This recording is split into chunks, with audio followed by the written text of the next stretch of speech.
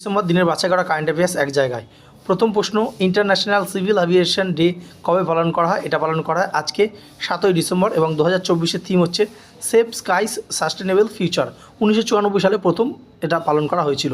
2 নম্বর প্রশ্ন, পাকিস্তানকে 5-3 গোলে পরাজিত করে জুনিয়র এশিয়া কাপ জিতল কে? সেটা হচ্ছে ভারত। পঞ্চমবার মেন্স হকিতে এটা জিতল।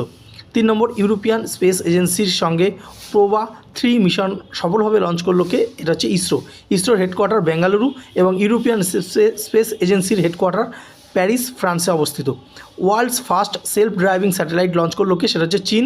সেলফ ড্রাইভিং স্যাটেলাইট মানে হচ্ছে যে স্যাটেলাইটের নিচের গ্রাউন্ড লেভেল থেকে কোনো রকম কিছু পাথ বলার দরকার হবে না, তা সেই স্যাটেলাইট নিজস্ব পথ নিজেই বাঁচতে পারবে।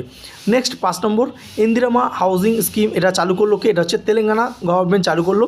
তেলেঙ্গানার বর্তমান মুখ্যমন্ত্রী রেভান্ত রেড্ডি এবং এই ইন্দিরামা হাউজিং স্কিমের মাধ্যমে বিপিএল রেখার নিচে যারা রয়েছে তাদেরকে পাকা